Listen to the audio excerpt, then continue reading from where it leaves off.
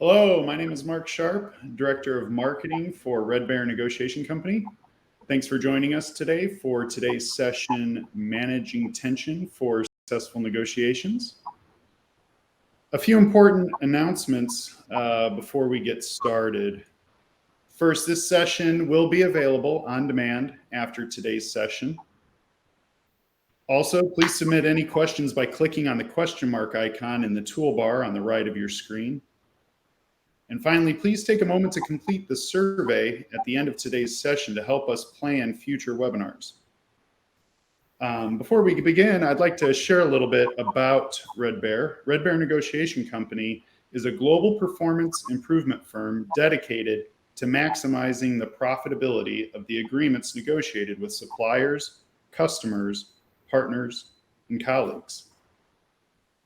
Our consultants have delivered in more than 15 different languages globally and have worked in North and South America, Asia, Europe, Africa, and Australia. Our work helps organizations reduce cost, increase profitability, manage risk, increase internal alignment, and support achievement of critical corporate goals. Our proven approach helps our clients achieve desired business results and achieve significant improvements in human performance. Every Red Bear workshop is custom tailored around client-specific challenges and features our trademark discovery-based learning approach, allowing participants to test existing skills and apply new techniques in engaging and challenging real-world negotiation scenarios. I'm pleased to have with me today Mr. Jason Mitchell to discuss the role tension plays in negotiation and how high performers manage this tension to improve the profitability of their agreements and strengthen relationships with customers, suppliers, and internal partners. Jason mastered the art of negotiation as a San Francisco litigator and also founded an import-export business for sportswear before studying mediation, facilitation, training, and executive coaching. Jason is now an expert at helping individuals examine their belief system, an essential life and business skill. An actor, educator, and strategist, Jason brings 25 plus years of experience to Red Bear, helping clients overcome their biggest obstacles. Jason, thanks for joining us today. How you doing, Mark? Great to be here. Hello, everybody. Thank you for your time. Thank you for coming here. I do want to just touch on one thing that Mark talked about, because I think it's important, which is this idea of experiential-based learning. And I think it's one of the most powerful ways to learn. And generally what happens when people are working and they're in school, they would learn something and they apply what they learn. Very powerful way to learn. At Red Bear, it's the exact opposite. What happens is people do what they do. They do what they've learned. They use their expertise. After which, in the work, they come in and they learn principles, behaviors, models, and they look at how they're looking at situations. And what happens is they might say to themselves, well, yeah, that's how I did it, but had you told me that beforehand, I might have done something different. That is cognitive dissonance. It disrupts the brain. And that's the idea of experiential learning, which is people are learning in their bodies. And when you talk about how people approach negotiating, how they approach relationships, a lot of it is about, wow, what kind of lens, what kind of belief system am I bringing? And by starting there about yourself, that helps to begin the process of strategizing and some of the things you're going to learn today afterwards. So I love the way of learning. Great, thanks, Jason. Why don't we get started by talking a little bit about what is negotiation, just to give context to our conversation. So tell us a little bit about negotiation. Negotiation really is the idea of two people giving and taking, trying to get to the best idea, best interest about what they're trying to agree upon. And it could be discussions around price, people, resources, specific terms, and just really trying to have a conversation and a dialogue and to make agreements that make sense to both parties. So how does this tension, how does tension work in this? Yeah. I think that's a really important piece. And really, when you're talking about negotiating, day in and day out, your people, they want something, whether they're dealing with suppliers, prospects, customers, internal relationships. And the people that they're doing business with, they want things as well, and they're not always the same thing. It's very natural. So what that does is that creates a gap, and that gap is difference, and it feels uncomfortable. At Red Bear, we call that tension. And the fact is, when tension arises, people have all different definitions about winning. And some people believe that winning is I win everything and you get nothing. Or they win everything and you give nothing. And the fact of the matter is, that is not going to get us to the best outcomes. People come in too hot, they become linear, positional, and extremely competitive. And really what you're doing is you're killing the ability for creative solutions. So let's talk a little bit about the origin of this. How did this idea come to be?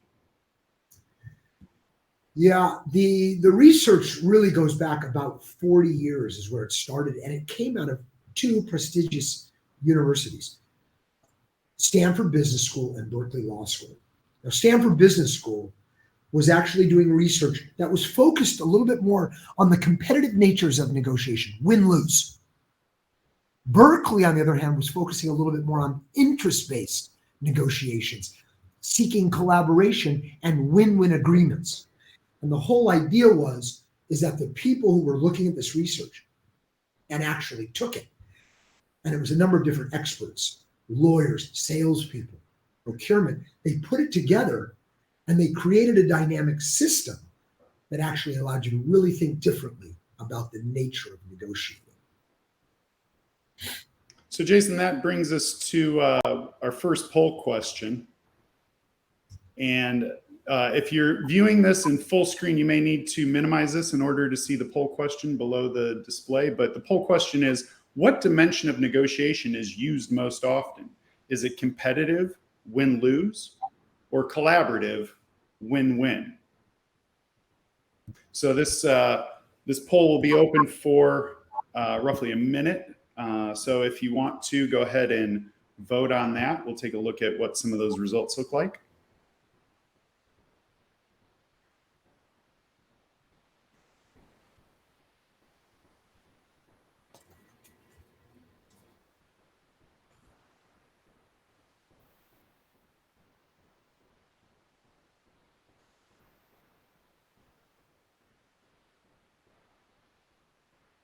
Are you getting some results, Mark? Yep, they're coming in here right about now. So right now it looks like we've got about 2/3 of the group looks like actually it's split 50-50 now that it stopped between competitive and collaborative. Yes. Excellent. That was interesting, man. Collaborative came in and brought it even at the end. So well done. It's interesting. A lot of the research, when people have been assessed across industries, generally people have said 2/3 to almost closing in on 3/4 say most of their negotiations are and feel competitive.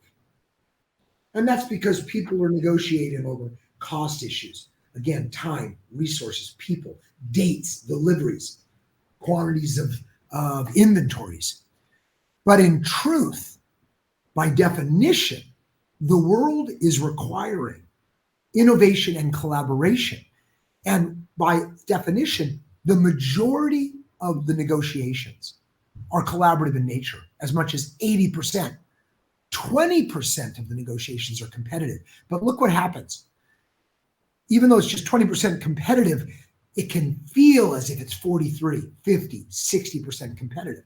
And I think that's the nature and the difficulty that comes with negotiating intention, this idea of difference. Now, the whole point is negotiating has developed a three-dimensional negotiating model. When you're negotiating, there are dimensions that are self-interested. They're competitive. The parties have to defend and stand and protect themselves. But there is also a tension and a balance with the idea of building the relationship, collaborating, building trust, sharing information. And if you're able to sit in that balance, wow, am I able to speak my truth and really be competitive, but also listen and collaborate with the other party? By sitting and optimizing that tension and that difference, that's what drives you to creativity. That's the positive force of tension. And that the idea is that creation is the byproduct of tension. You cannot create anything without tension. You can't sail a boat.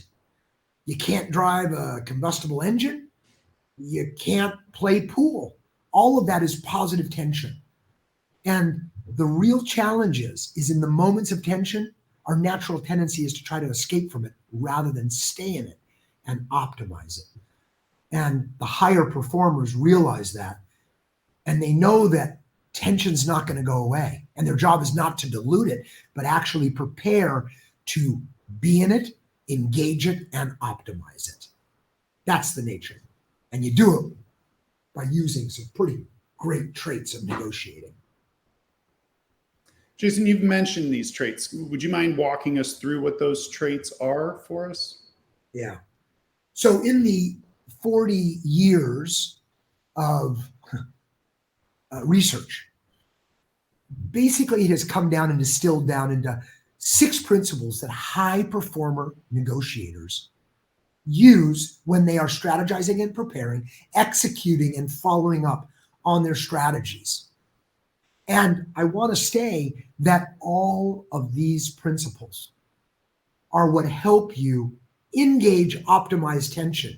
Now, please know this. It is unnatural to work and to optimize intention. Because when difference comes up, physiologically our bodies react. It's how we've really survived for hundreds and thousands of years.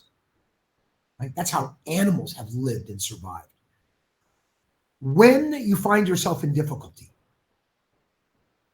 your body reacts physiologically. Your thinking moves from the back of your brain to the front, right? Allowing focus, reducing creative thought. Your capillaries constrict, your pupils dilate, and blood starts flowing into your body, up into your extremities or down into your legs, so that you can fight or flight or even freeze. The fact is, when you are in tension on a level, a minor level or a major level, blood drains from your brain. You have no mind and you go into reaction. That's why you want to think about these principles, and that's why you want to prepare so that you can stay in that tension and be more effective. Now, one of the first principles that high performers think about is this idea of positioning your case advantageously. Now, a position is a frame, as you can see here. It is a story. It is a value prop. It is a theme. And high performers establish themes before they go into negotiations that are brief, compelling, and repeatable. Now listen, you're trying to communicate your value approach. And the idea is, the mistake that negotiators make is they come in and they love their data. So they come in and they just start talking and convincing and cajoling and educating and debating. Well, all the research tells us that reduces your position. Better positioning, a focused message that speaks to the person that's in front of you and is good for you, and you live in it. Are you talking about a cost issue or an investment issue? Are you talking about reducing complexity, or is this about too much work? Everybody has their point of view and they have their perceptions of value. And the higher performers know this. So they prepare their message in a way that's brief and can be repeated. And it will be interesting to the party in front of you. Now, the question is, why do it? Well, let me tell you. If you do not position, if you do not frame your negotiation, you're going to be framed. It is frame or be framed.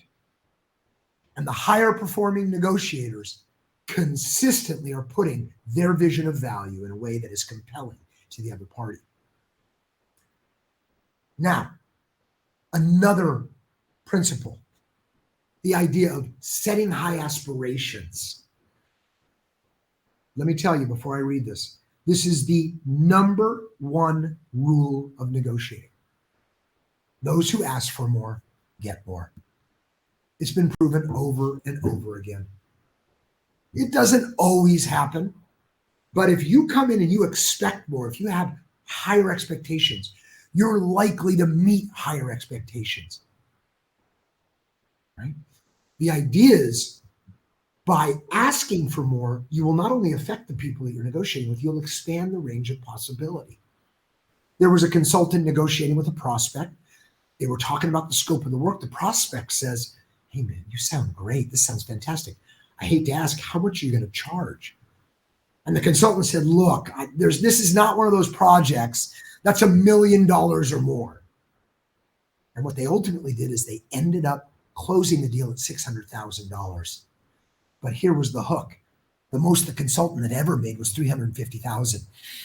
He expected more. He shared relevant data that expanded the range of possibility and therefore got more. Now, we're not saying this always happens, but if you don't ask, you don't get. And if you don't ask for more, you're not going to get more. The mistake that the average negotiator makes is they don't want to offend. They don't want to create difficulty. They don't want to be seen as a problem to work with or that they're being too demanding. So on this range of possibility, they come in at a very reasonable ask, the bare minimum. And then they start negotiating from there. But what happens is you have workforces, you have suppliers, you have buyers, you have customers that are depleted. They give everything in money, everything in their people, everything in their resources, everything in their time. And it's because they're shrinking the range. Experts know that value is subjective. And what they do is they ask for more and expand the range of possibility. So the next time you're negotiating, getting ready, ask yourself, what can I ask for? And what more can I ask for? Another way that you shape and mold value, that you sit in tension, is by talking about managing information skillfully. Now look, salespeople, even people in procurement, all along the way, lawyers, marketers, everybody loves their data. There was one person in procurement who said, "Data sticks to me." And the fact is, they come in and you've all heard it, they show up and they throw up. But the expert does the exact opposite. High performers ask 2.5 times more questions than the person they're in front of. And they're only speaking 1/3 of the time. So think about that. High performers, when you're negotiating, they give less data, they talk less, and they ask more questions. And so you want to be thinking about what questions, what am I going to uncover? What will I say or leverage? And then also ask yourself, what am I going to protect? Right? Anytime you're getting ready to negotiate, you should think about, what information do I hope they don't ask me about? And if so, how will I protect it? If you're in a negotiation and you have another offer and somebody says, and it's not a great offer for you, and they say, "Hey, I know you have another offer. What is it?" If you're not prepared, and if you're in reaction, it's very easy to say, "That's none of your business. We're not talking about that. We're talking about this deal." That's combative. But more strategic, more thoughtful, more planful. A negotiator could say, "Well, you know what we're hoping to get is $250,000 for this offer. The other person comes back and says, well, yeah, I know you're hoping to get that, but again, what's the other offer? Give me a range. Now you've already thought about your answer. And you could say, you know what? I'm not going to tell you about the other offer because it wouldn't be fair to the other person.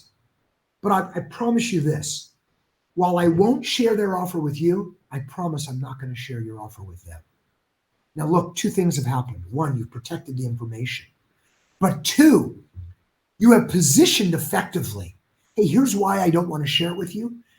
And more likely than not, you're going to get them to back off and not keep pushing for that information. Right? The more prepared you are, the deeper you can go into the tension. The next principle. Know the full range and strength of your power. This is foundational, everyone. One of the things that the average performer does is they focus on where they are weak. Most people believe they have less power than their counterpart. High performers understand power is relative and fluid. It's very natural to talk to somebody preparing for a negotiation, and all they do is they make the other party's argument. We didn't perform well. This is a sole source organization. People are constrained. Markets have shifted. We don't have any other options. I have no power. Now look, experts understand that power is perception. You don't have to have all the power. You just have to plan and prepare to demonstrate enough to power where the other party perceives you as powerful.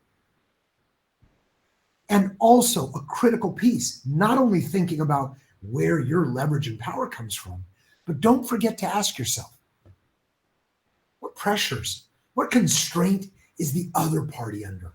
Because everybody has power, pressure, and constraint. Not just you, but unplanned, unprepared people will focus on their weakness. The brain has a negative cognitive bias. It is constantly looking for threat, obstacles, constraints.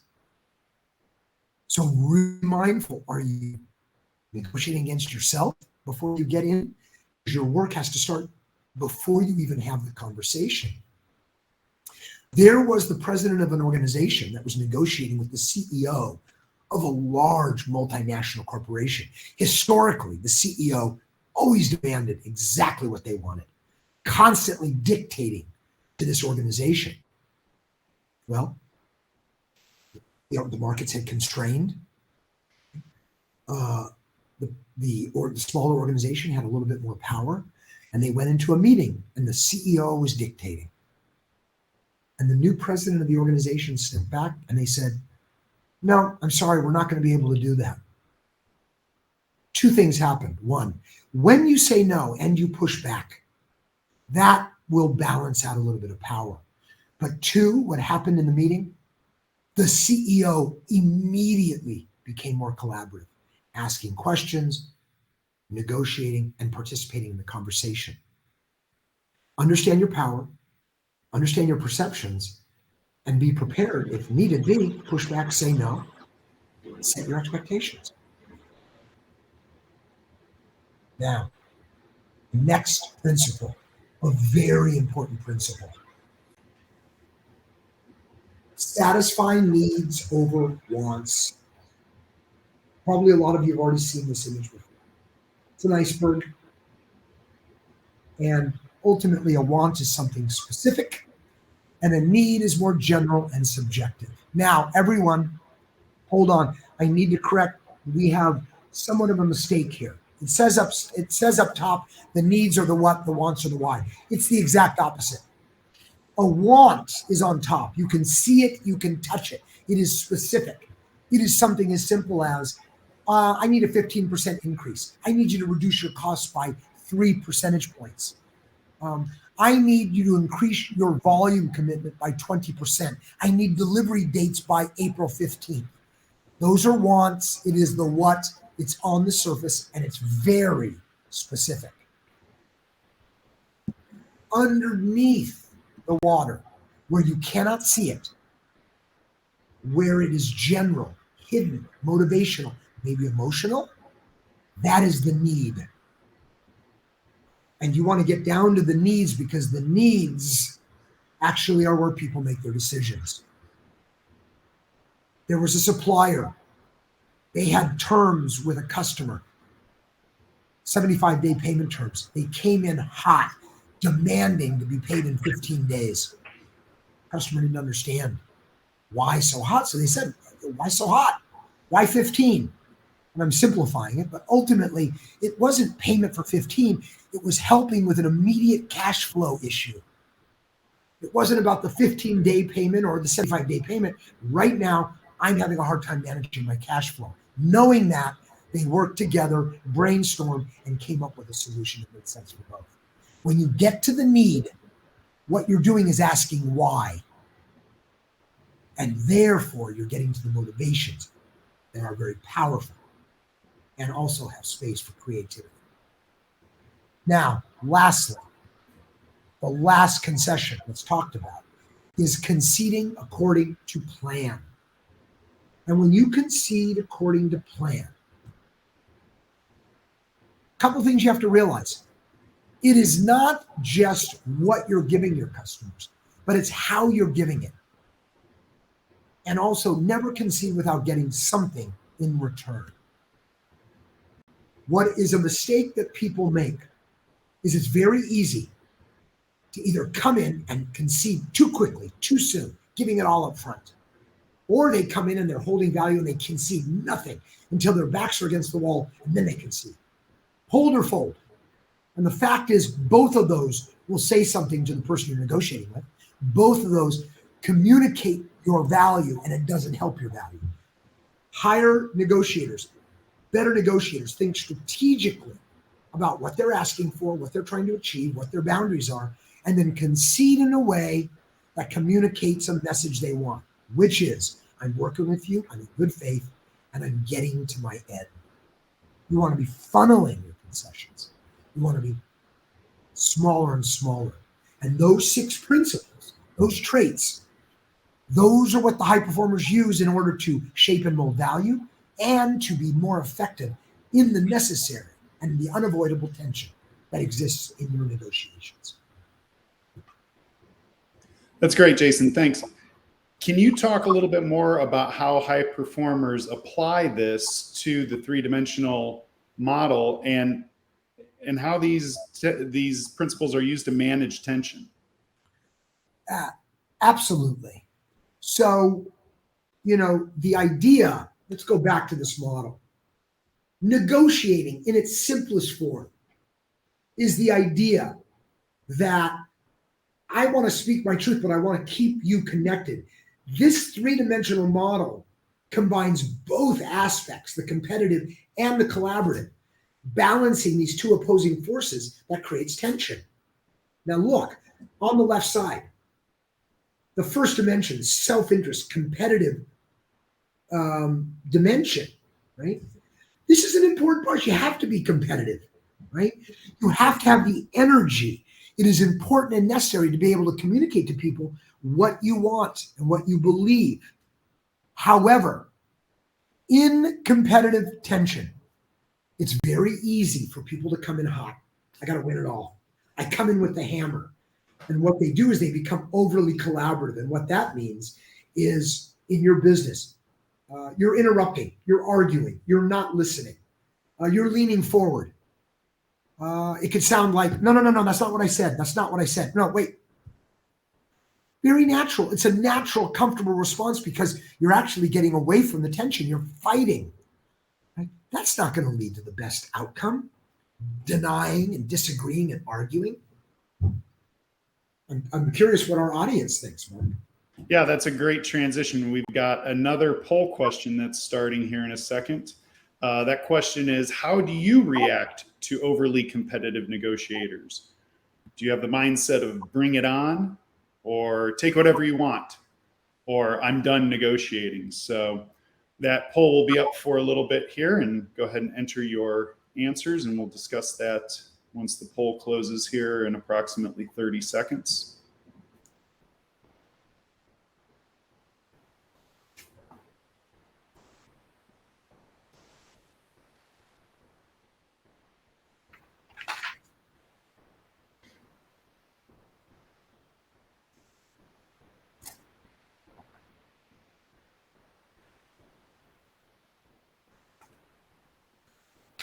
Okay, we've got about 10 seconds left to go on the poll, and then some results will start to filter in here. We'll wait till the poll closes just because we had that come from behind on the last question. All right, so 57% said bring it on. 35% said I'm done negotiating, putting their foot down. And then 7% had the mentality of take whatever you want, just wanted to get to the deal. Yeah. Very, very interesting. It's natural, right? Again, this idea, somebody comes in there and is very aggressive with you. They come in hot. They're win-lose. Well, look, a majority of you are, of course, have a response. Nobody's going to push me around, right? Bring it on. I'm going into battle. I'm going to meet fire with fire. That is a natural response, but I want you to understand that's actually disconnecting you. Very natural. You fight, somebody comes and you fight and you meet fire with fire. You got to ask yourself, one, is that what you want to do? And two, is that going to get you the outcome you want?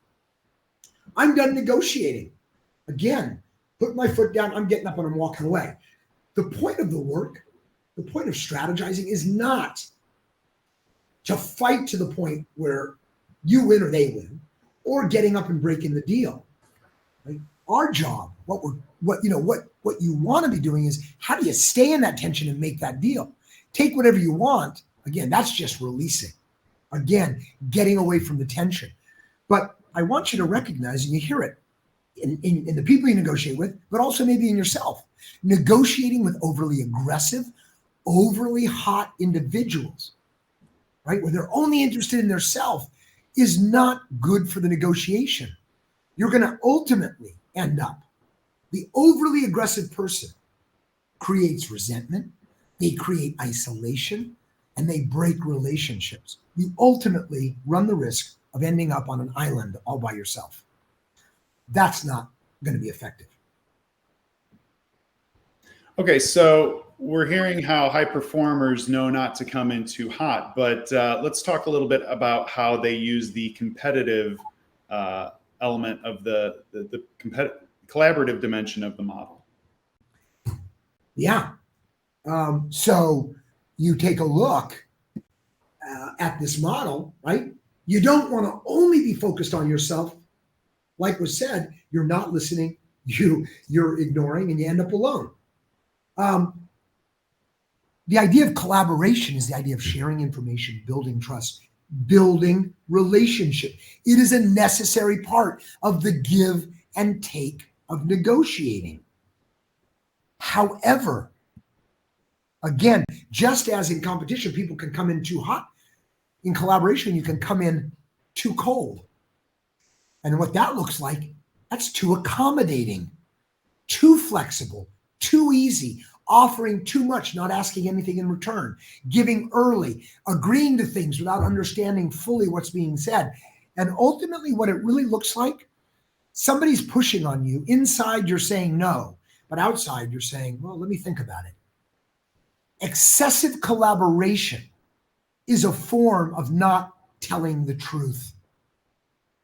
And again, what's going to end up there is you having no backbone and being walked over like a mat. Again, not getting good outcomes, right? So it's this balance of how do I speak truth and make space, but working with the person who's excessively collaborative, right? That's going to be very difficult in and of itself.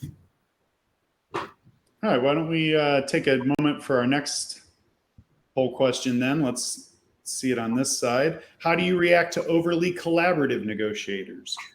Does it make you want to keep asking for more? Do you begin to question everything? And do you end up walking away, or do you end up walking away saying, did I just get ripped off? So go ahead and vote now in that poll. And got a little over 30 seconds left. We'll take a look at those results.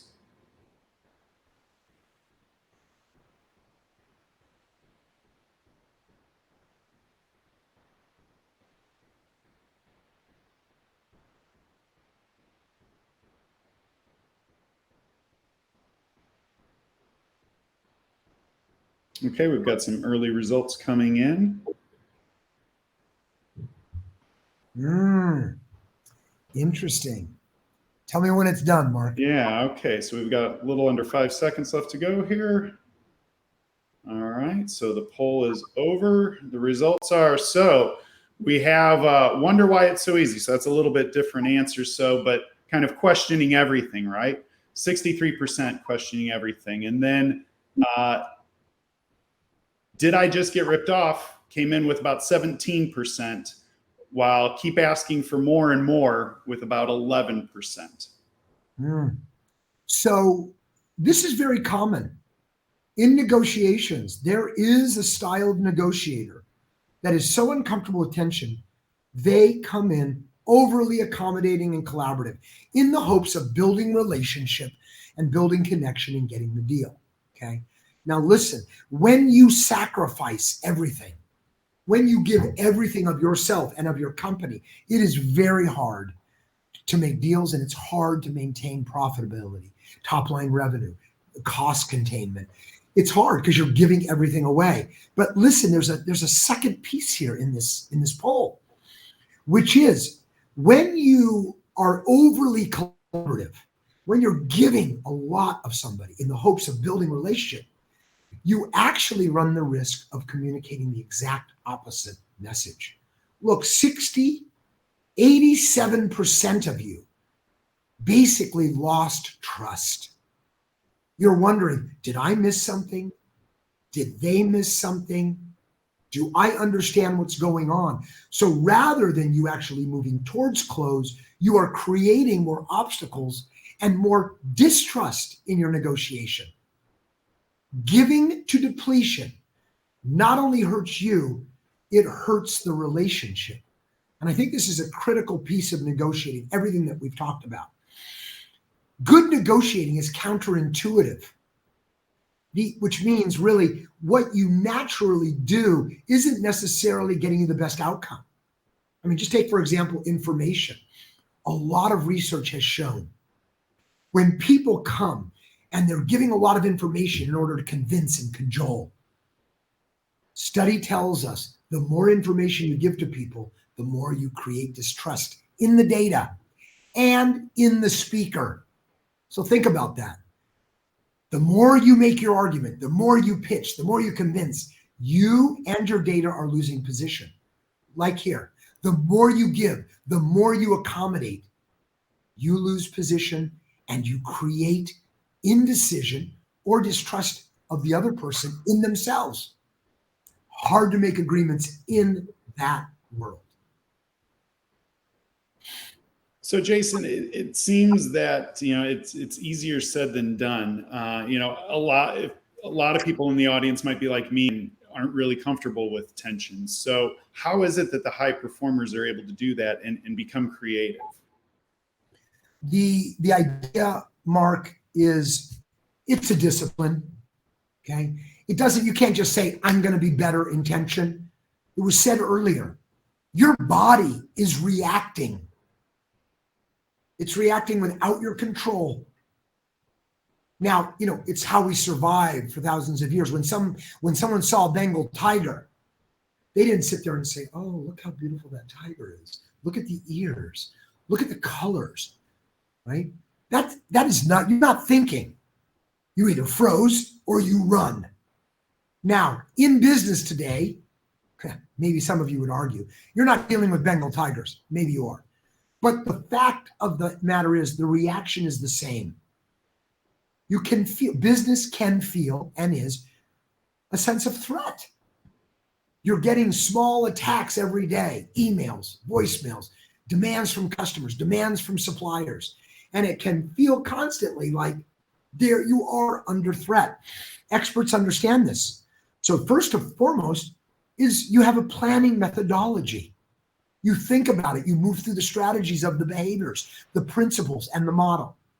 I will tell you, if you are not happy about how you are being perceived in a negotiation, the number one way to change it, and it's not sexy, is plan, prepare, have an intentional discipline, first and foremost. Now, I have something I want to throw to the group, Mark, and I want you to kind of ask them about this, because our natural tendency is fight or flight or run or freeze. Here's a situation, and I'm curious how the group would respond. There was a client, a sales client. What they did is they leased very expensive movie equipment, technology for making TV, films, all different kinds of media. And the technology was millions of dollars. So companies wouldn't buy it, they'd lease it. And this one company wanted to lease. It was a media company. So the salesperson goes to the media company. The media company says, all right, we want to lease your products. So the salesperson says, phenomenal. Before we lease the equipment, we got to look at your books, see if you're creditworthy. The media company says, well, we're a privately held company. We do not share our financials with anybody. You know we're successful. You know the movies and the TV shows we've done. You know, this would be a boon for you. Salesperson says, no, we cannot lease without access to your financials.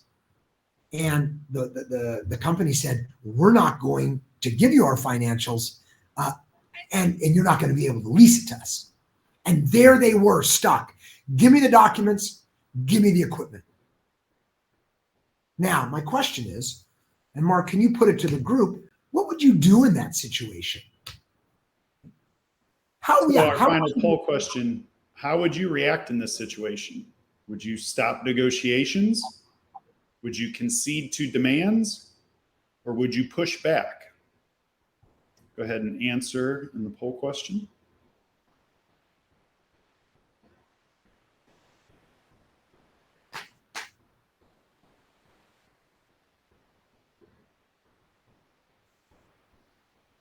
About 30 seconds left to go. We're going to start seeing some results coming in here soon. Early results, Jason. Looks like folks want to push back. Let's see how it ends up. Nice. Well, good. Now, we could define what pushback means. Very good. But yeah, let me tell you what happened. First of all, here's this model.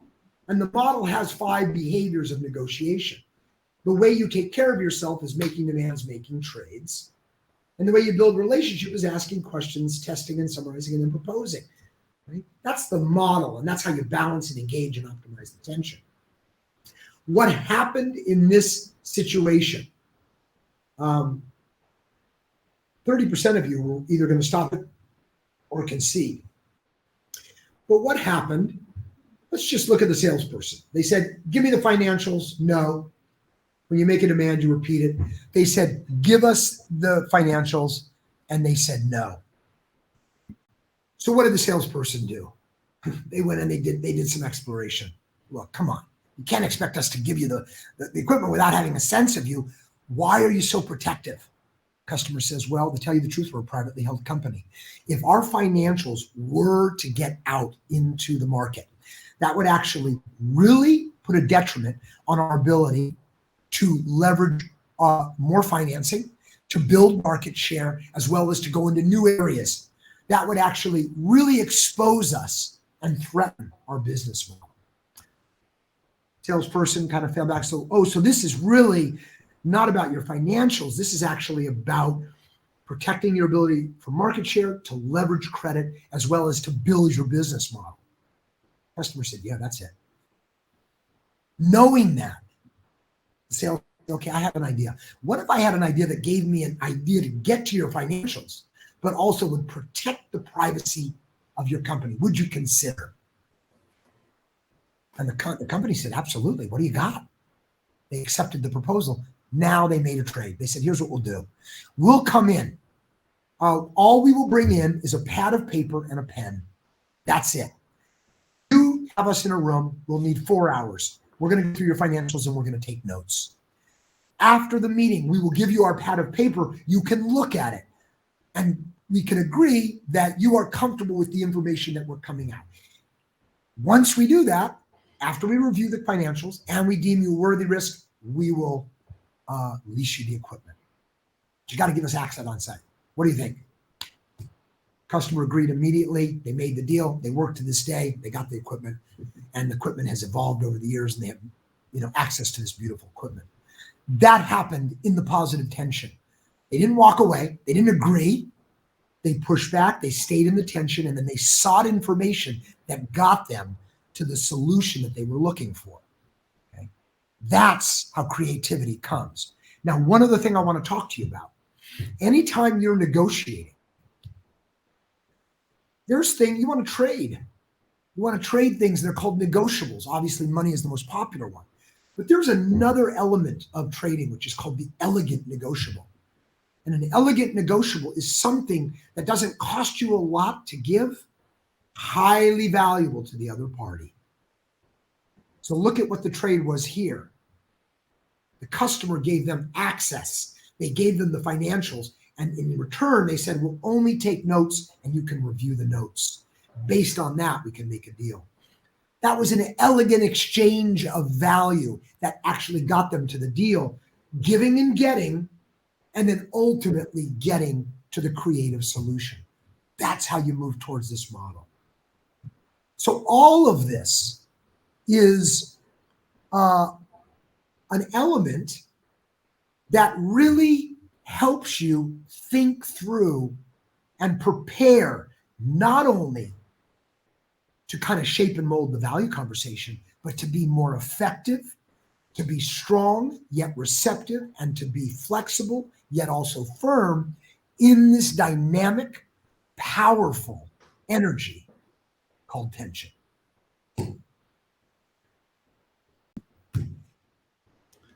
Jason, that's great. Thanks. So we had a few questions come in during the session. Let me pose a couple to you here to begin. First question was, you talked about asking for more. What happens if I ask for too much? So again, remember, when you're talking about targets and aspirations, you want to set your aspiration, your target, what you're aiming for, a little bit high. And then be clear about what your boundaries are, what you're willing to accept and what you're not willing to accept. That creates a range of possibility. And then you open. Now, what's typical is you might come in on one side of the range, your customer or prospect comes on the other, and then you negotiate. That range, it's called a range of reason, is also a psychological barometer. There are places that you go on the range, and then there's places that you don't go. You don't go outside the range of reason. Because to go outside the range of reason is called being unreasonable. And it's a very familiar tactic that a lot of negotiators use. They'll say, I want to come in, I want to shock them, I want to really disrupt them, and then we'll come in and negotiate. That's not recommended. Right? Research shows us it could break the relationship. You lose credibility, and worse, your prospect, they might just walk away. So you're not coached, and you're not really working to ask for too much. It is the idea of asking for as much as you possibly can, but you have to be able to speak to it. Come in on the high side of the range of reason. And you do that by looking at the market, what you want and need, what you think the customer wants and needs, what is historical precedence, where is the trends future going, and then you make an assessment. But don't fall prey to that very simple approach, which is some insulting number, and then we start. That is not effective. Great. Here's another question that we got. Says, I have a situation where my vendor is sole source. I have no power. What do you do in that situation? Yeah. And there are a lot of customers. There's a lot of procurement people. They're like, we can't rip them out. We have no other alternatives. They're sole source. They know it. It's a specialized product, and there's nothing else that can be done. I have no power. Now, first and foremost, I want to tell you, if that is what your people are saying, if that's what you're saying, do not get in front of the prospect or the customer. That is not going to serve you. That's a place of power where you have donated all your power to them, first and foremost.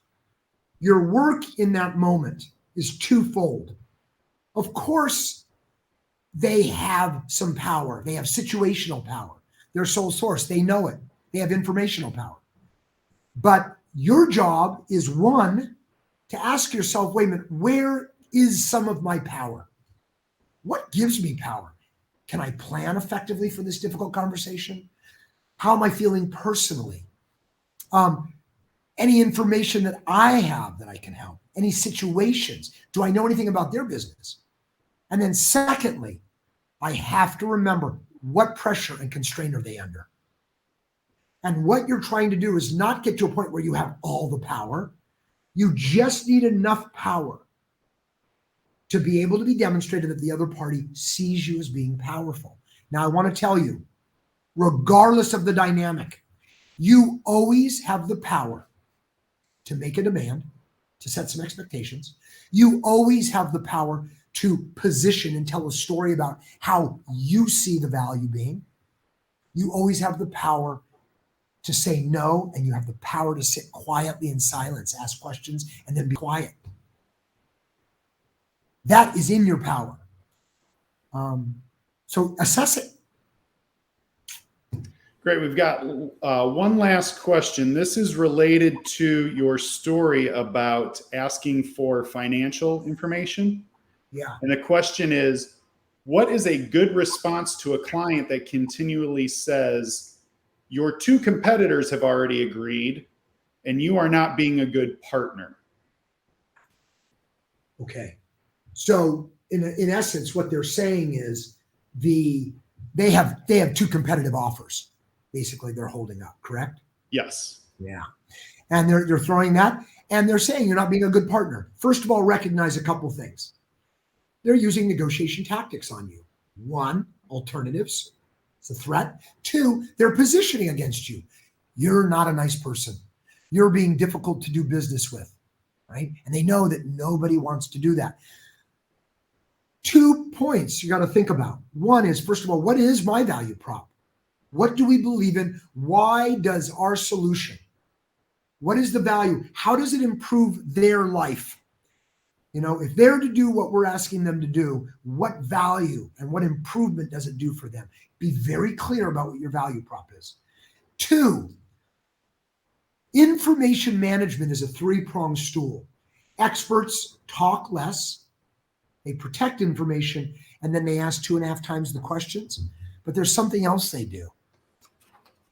They ask direct questions, and when you are up against a difficult competitive situation, they do something called triangulation. They ask 3 or 4 questions coming at those other offers from a different angle. So they could ask, well, hold on, what are the other offers? Who are they from? When did you get them? Right? If you were to take them, why are you considering taking them? Why haven't you taken them yet?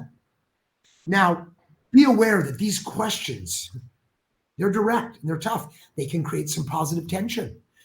Experts know they live in tension and they have the right to probe and to press and to push. Right? You have a responsibility to be clear about your story and your value prop, understand what your targets are, be clear in your power, and dig for information and understand fundamentally what are they trying to achieve. The fact is, these principles, these behaviors in this model are a tremendous set of ideas that can help you be more powerful, more effective, and more dynamic in your negotiations. They're not a silver bullet, but they will create tremendous, tremendous outcomes. I want to leave you with these 3 numbers right here. Oops. No, excuse me. 1, 150, and 1.1. Okay. Last year or a year and a half ago, number 1 earner in golf, the golf tour, was Brooks Koepka. He made $10 million playing golf, just playing golf. The 150th golfer in earning was Harris English. He made $630,000. Now, that's still pretty great outcome. But at the end of the season, at the end of the year, when they actually averaged out both of these people's scores, the difference between these two people was an average stroke differential of 1.1 strokes. 15 times more earnings. That was just one stroke of difference. You've just gotten a little thumbnail touch and sketch of some of the ideas that can help people be more strategic. They can help them be more effective in tension, and you can get better outcomes. But what I want you to realize is that small, incremental shifts and changes in your thinking and in your behavior can have tremendous impact. Asking a question, pushing back, giving and getting, positioning effectively, being in your power. Small shifts and changes have tremendous outcomes. I wish all of you tremendous luck. Thank you for being here. Remember, swim in the tension, optimize it. Good things will come. Thank you so much. Mark, thank you for your facilitation. I really appreciate it. Thank you, Jason, and thank you to all who attended today. This session will be available on demand after the session is over. Also, be sure to take a look at our other webinar offerings coming up. In November, we have Measuring Negotiation Training Impact with Susan Trumpler from Beyond ROI. And please complete our survey at the end of this to help us plan other additional topics. Thank you so much and take care.